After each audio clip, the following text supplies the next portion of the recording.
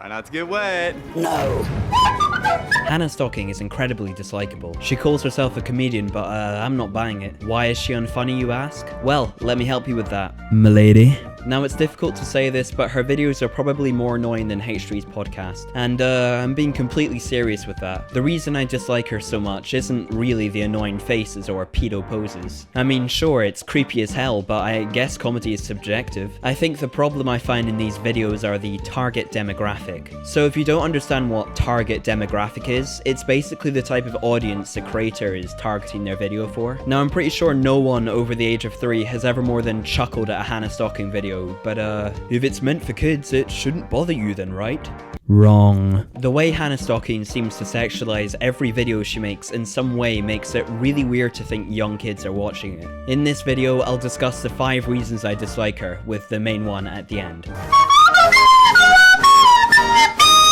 I don't care how you put it, Miss Stocking, but making a funny face isn't classified as comedy. Neither is dressing up in a stupid costume for her fetus audience. Now, I know some of you might retaliate that argument with the fact of comedy being subjective, but if that is the case, I'd like you to give me a prime example of Hannah Stocking's target audience. In fact, that's one of my other main points, we'll get into that later. But regardless, who actually finds this funny? I'm pretty sure even a fetus would find more interest in watching paint dry. Now, if you were unaware of Hannah's past presence, she was originally in a group of ex-Viners, and although they all sound and look very different, they all have one thing in common: they're unfunny. These comedians, however, have been getting millions and millions of views for years now. If I could give Hannah Stocking one thing, it would be that at least her videos are high quality production, but it doesn't really fit in with comedy that could have been written by an 8-year-old, considering the writing department is probably just Hannah Stocking. I'm honestly not surprised the comedy is this boring. There is also always a very weird repetitiveness to every video Hannah Stocking makes. They seem to always include the same annoying people, especially this Asian girl who seems to be in every one of her videos. I don't actually have anything against her. I want to hit her so bad.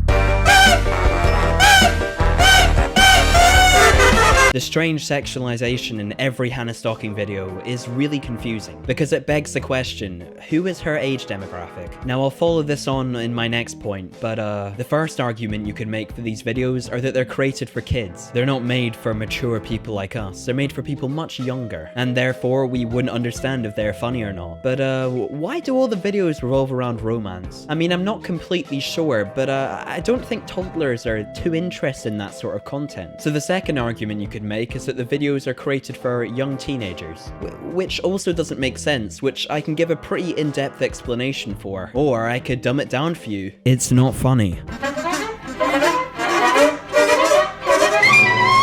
To call Hannah Stocking's comment section cancer would be an understatement. Roses are red, ketchup is too. If you weren't expecting the ending, make this blue. Yes! Morganism, I've always had a crush on you. Really? I love your hair, I love the way you lisp with your retainer, your love of khaki. I've always had a crush on you. Do you want to go out with me? I'd love to. Hannah Stocking. Anyone notice Hannah changed her shorts when her crush came? If you did, like. 1 minute 11. Look at Hannah glasses. If you see it, like it. Notice that a lot of these comments are, they're begging for likes. I think this gives us some pretty clear signs that she has an audience of toddlers. 138. Hannah Stocking's face reaction. I can't stop laughing. I certainly can. Now this next one comes in from Usman Butt.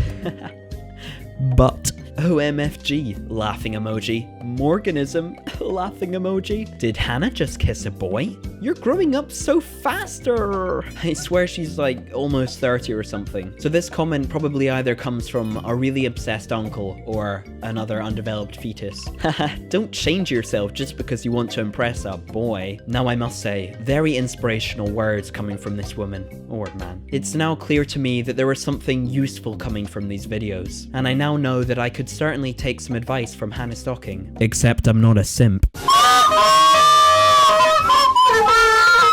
So this is a pretty minor and minuscule point compared to the other ones, but Hannah holds a bachelor degree in chemistry and biology sciences. She's also at the ripe age of 28. It's insane to me that someone so old would still be making this content. Now, this would obviously be excusable if she was just 16. However, it would be getting pretty weird if she was 20, but 28 is, that's pretty crazy, considering she's probably closer to the age of 50 than the age of her viewers. Before we get to, in my opinion, the worst thing about Hannah stalking, I'd like you to allow me to show you some of my favorite clips from me and Hannah stalking's memories. We go way back, but I do generally think the proper way to illustrate a creator like her's immaturity in the true light is to just show some of their videos, which is obviously hot shit coming from a commentary channel. But before we get into my last point, here's a quick compilation of the one and only Hannah stalking.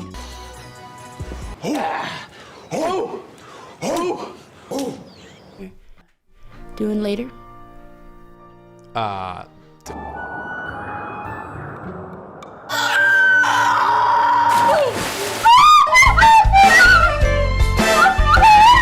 Yes, ladies and gentlemen, I definitely think this is the main reason that Hannah stalking is so dislikable. Hannah stalking is essentially whitelisted by YouTube. Now, if you don't know what whitelisting is, it's essentially blacklisting, but the opposite. So blacklisting is when a creator is blocked. So, for example, if a whole creator's channel is demonetized because YouTube thinks all of their content is inappropriate. However, Hannah on the other side is being whitelisted because YouTube think all the content she creates is completely fine. So essentially, YouTube has confirmed her as a safe creator, which is weird because actually a lot of her videos' subject matters are immature for most of her audience. Granted, it's not terrible, it's not Miranda Sings or anything, but very often with these sorts of creators, they're seen as child-friendly. You know why? It's because they really help YouTube make lots and lots of money.